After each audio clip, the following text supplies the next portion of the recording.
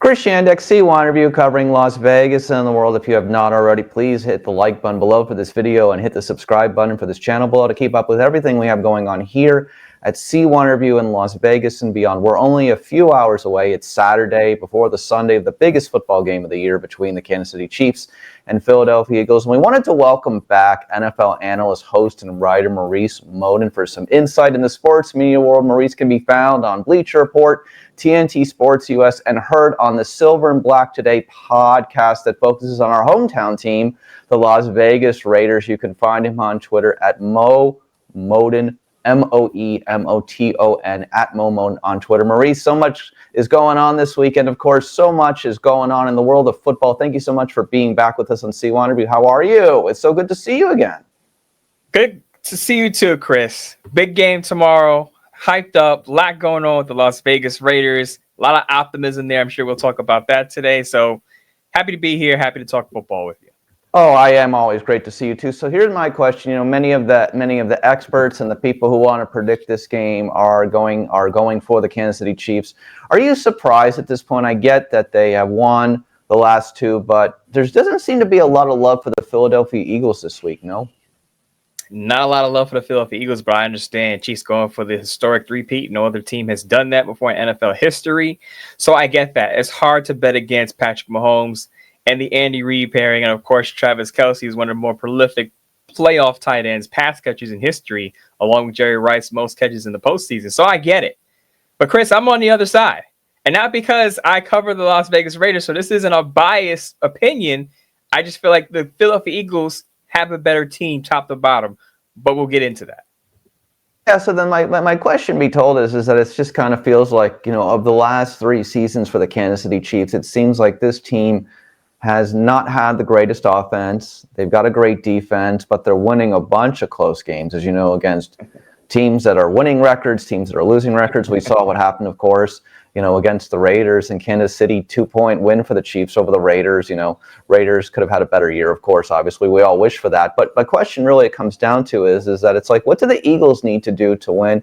I mean, the Eagles didn't look very good against the Packers, obviously, in the wild card round. A lot of people think that either the Eagles can really turn it on or they're really turning it off. So the question really it comes down to is that what do the Eagles need to do to win tomorrow? Well, they need to contain Patrick Mahomes. If you've been looking up at the stats, Patrick Mahomes is averaging over 40 yards rushing in playoff games. So if guys aren't open downfield, he's willing to take off and use his legs. He does an annoying thing that a lot of Raider fans say, he kind of skids on the sidelines. Is he going out of bounds? Is he not going out of bounds? You have to hit him. You have to send a message very early to Patrick Mahomes, not necessarily draw a flag, but let him know we're not going to pull up when you're near the sideline, getting 10, 15 yards down the field on foot. I just mentioned Travis Kelce. Make sure Travis Kelce doesn't go off. Had his best game of the season against the Houston Texans in that division round. Didn't do much after that in the AFC Championship game against the Bills. Only 2 catches, 19 yards. You cannot allow Travis Kelce to go off because if he goes off, there's a good chance that the Chiefs win the football game. Yeah, so the question it comes to looking forward is that how are these two teams different from when they played in the biggest football game of the year 2 years ago in Arizona? The major thing for me, the Chiefs have more perimeter. I would not more perimeter weapons, but they have Patrick Mahomes has more options. So let's not forget they have Hollywood Brown now. Was hurt for most of the year, but he's now back. Noah Gray is an underrated tight end number 2 behind Travis Kelce. He had a big part of that passing game this season. Now you got Kareem Hunt back there with Isaiah Pacheco, so they have a 2-headed monster in the backfield as well. DeAndre Hopkins, grateful to be in this Super Bowl game for the first time in his career.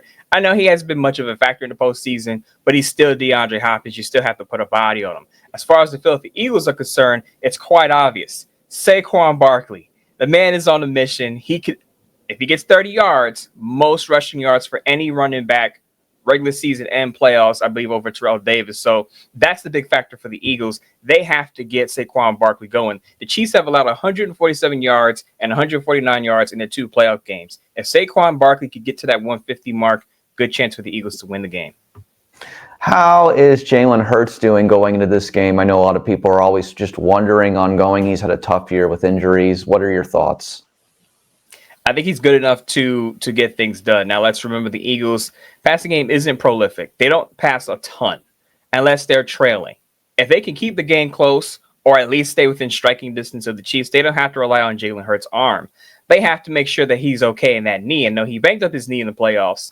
Of course, you can hand up to Saquon Barkley, but Jalen Hurts is also a big part of that ground game and why it's one of the best in the league. So as long as he's okay to get those runs, those design runs for the quarterback, he should be fine. But you want to keep an eye on, because if he gets banged up, you got to understand George Karlaftis and Chris Jones and that Chiefs D-line are going to be willing to hit him. So he has to be able to pick up those yards on foot and make those select passes downfield when he has to. Is there any Raiders fan in the world rooting for the Chiefs tomorrow? Chris, if there are, I couldn't find them. I've done my Bleacher Report live. I asked, what are you doing for the Super Bowl? Raider fans either are not watching or they're rooting for the Eagles. I was on Silver and Black today with my co-host Scott Branson. Couldn't find a Raider fan on the planet rooting for the Chiefs. They don't want the Chiefs to be one of the most historic dynasty to get that three-peat. They don't want to see the Chiefs win a playoff game, let alone go for a three-peat. So, Chris, if they're out there, if that Raider fan is out there, please step forward, because I don't know who they are. Yeah, I don't know either. So why do you think the Eagles will defeat the Chiefs tomorrow in the biggest football game of the year? As I just said, the Saquon Barkley factor. I just feel like he's having a seat. Now, he could have broken Eric Dickerson's record had the Eagles let him play in that last game, Week 18. They decided to sit him to rest him for the playoffs and preserve him and make sure he doesn't get hurt, which seems like at this point a good idea.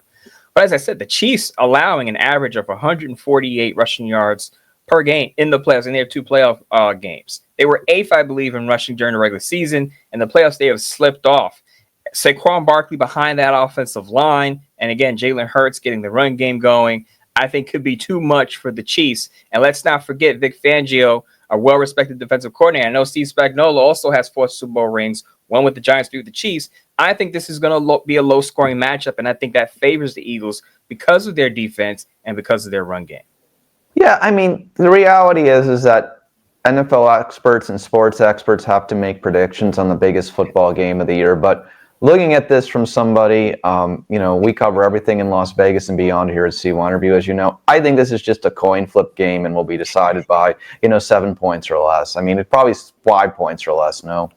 Mm-hmm. I agree. I have it at 24-21 Eagles. This is going to be one of those games where it's going to probably come down to the last drive. Can your kicker make a clutch kick in the final moments of the game? I think the Eagles have the ball at the end because they're able to control the clock with that run game. It comes down to Elliott's foot. He kicks the game-winning field goal, 24-21. Before we get into the Las Vegas Raiders, you're on top of all these things, focusing on the day-to-days of the NFL. Was there anything interesting that we learned this week leading up to the Super Bowl in New Orleans from any of the coverage? One thing that stood out to me is the Browns are what they are, right? They're a bottom football team. Now, they were in the playoffs a year ago. I get that. But I think the big domino in this offseason, because initially I didn't think Myles Garrett would be traded. But the more I hear him talk in these interviews, he's talking about, he doesn't mind playing with the Washington Commanders. He doesn't mind playing in snow. The Browns have been hesitant to say we're open to dealing Myles Garrett. But I think they're going to have to change their stance because things could really get complicated and messy. And if, let's say, Myles Garrett is traded and he goes to one of these playoff teams, I could see him playing. He mentioned the Commanders. I could see him playing for the Buffalo Bills. If the Buffalo Bills get Myles Garrett on that defensive line with Josh Allen, who, by the way, reigning MVP right now, the Buffalo Bills could be the team in this big game next year, whether it's the Chiefs battling with them in the AFC Championship game or not. But the Buffalo Bills, I look at them, if they can get Myles Garrett, I think that can put them over the top with Josh Allen, the reigning MVP. Again, coin flips, literally plays of a season for 17 weeks, deciding whether you play in the biggest game of the year or not. So now focusing on the Las Vegas Raiders, of course, Pete Carroll is the new head coach. John Spytek is the new general manager. Was this the right time for these moves? What are your thoughts on the changes at the Raiders? So, Chris, I'll initially say this. I wanted the hotshot young head coach, Ben Johnson, Liam Cohen. But thinking about it, I think this is the move that the Raiders needed. You think about it, the Raiders have had turnover and instability for decades now. You bring in Pete Carroll, who's a program builder. He did it at USC. He did it with the Seattle Seahawks. And now he's had personnel say with the Seattle Seahawks. So even though you're bringing in a first-time GM and John Spytek, who was assistant GM with the Tampa Bay Buccaneers, he can help Spytek with some of the blind spots that he's going to face as the lead GM now. So I like this pairing. And then you look at the coaching staff. They bring back Patrick Graham, who has a rapport with those players on the defensive side of the ball. You bring in Chip Kelly, who after he flunked out of the NFL, goes to USCLA, runs a competitive program, goes to Ohio State, wins a national title with that team. Will Howard coming out of the draft, could pick Will Howard on day 2 maybe. I like the fact that Chip Kelly's an innovative offensive designer. I like the fact they're bringing back Patrick Graham for the continuity on one side of the ball. And I love the fact that Pete Carroll is now the head coach because, again, he's walked the walk. Everyone's going to talk about his age. I know he's going to be 74 years old in September. But listen to Pete Carroll. Does he sound like your normal average 74-year-old? Absolutely not. You would think he's in his late 50s, early 60s. He could still do the job. One thing that he said that stood out to me during his introductory press conference, he said stepping away from the game as a head coach for a year helped him see things a little differently, able to tweak some things about his philosophy. So a lot of people feared that he was going to bring back his old assistants from Seattle. He didn't do that. Brought in Chip Kelly, brought back Patrick Graham. I think that's a good sign for the Raiders. The game is so much different than when he was, a head coach in the 90s in the NFL before he went the college route and then came back to the pros. It's just so much different. Mm-hmm. Absolutely. And the fact that he's willing to be around coaches that he hasn't worked with in the past, I think will help him with the game today. Now, I know he's only been out for a year between Seattle and now taking this job, but as you know, the NFL moves fast. Coaches are constantly thinking of new ways to attack defenses and vice versa. Defenses attacking offenses. So you're looking at this and you're saying, okay, he's coming in with sort of a refreshed outlook.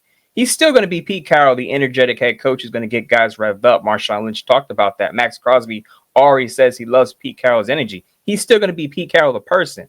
But as far as the coach is concerned, with Patrick Graham and Chip Kelly, I think that refreshed outlook is going to help the Raiders on both sides of the ball. Percentage that the potential that Russell Wilson ends up here. I know a lot of people say, no, that's not going to happen. He's not going to be back with the Steelers, but he's not going to be with the Raiders. What does this team need, besides at the quarterback position, you think, to become a playoff team again next year at least? I'll say 20% Russell Wilson is with the Raiders. I thought it was more possible if they hired Darrell Bevel, who's a former Pete Carroll's assistant as offense coordinator. That didn't happen. I don't think he winds up in Las Vegas if you're asking me today. But aside from the quarterback position, the Raiders need to revamp their secondary.